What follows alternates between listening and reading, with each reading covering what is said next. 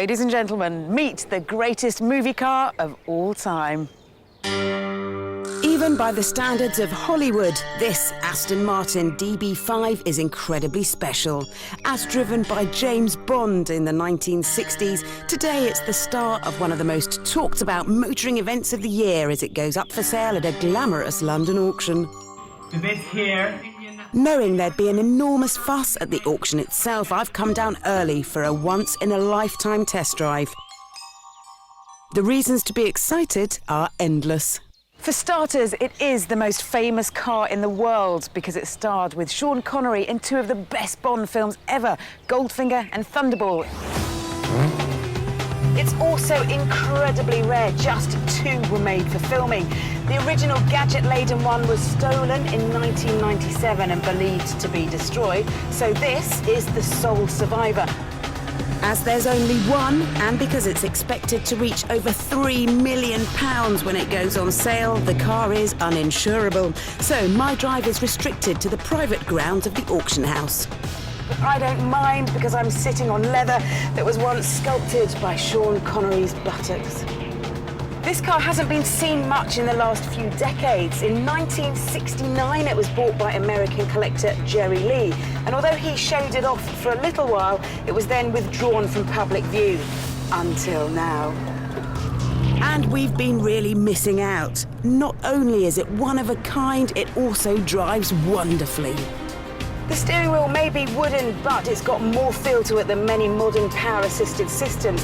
And the car's heavy weight does make it heave a bit round the bends, even at these low speeds. So Bond would have had his work cut out when in hot pursuit, but he would have been able to feel everything, which a keen driver like himself would have appreciated. Behind the headlines and the 007 heritage, this DB5 drives exactly as Aston Martin intended. Under the bonnet is a 4-litre, 282-horsepower engine that thrusts it to 60 miles an hour in less than 8 seconds with a top speed of 145 miles an hour. It's not just the performance that makes this car so exciting, it's the gadgets, most of which are controlled underneath the armrest. They were designed by a man called John Steers, who went on to work on Chitty Chitty Bang Bang and Star Wars. Thrillingly, most of them still work. So if you needed a change of identity, just turn this. If the bullets start flying, erect this. And if there's something in your way, you can always blast it aside with a machine gun. And what about that famous ejector seat? Now, although this is fitted with a roof that fires off, the actual ejector seat was only rigged to a dummy vehicle. There is this, though, the most famous button in the world. Unlike James Bond, we don't have access to someone like Q to bring these gadgets back to life, but I'm sure our special effects give you the right idea. All too soon, the DB5 was taken to the auction, and to avoid the risk of accidentally buying it by scratching my nose, I left the millionaires to it.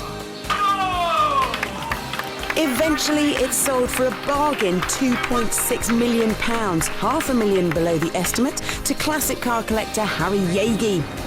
I hope he drives it as it should be driven, blasting through the Alps with the machine guns out and the bullet shield up. It is incredible. I honestly wouldn't believe that I was in a turbocharged car. And that's a good thing.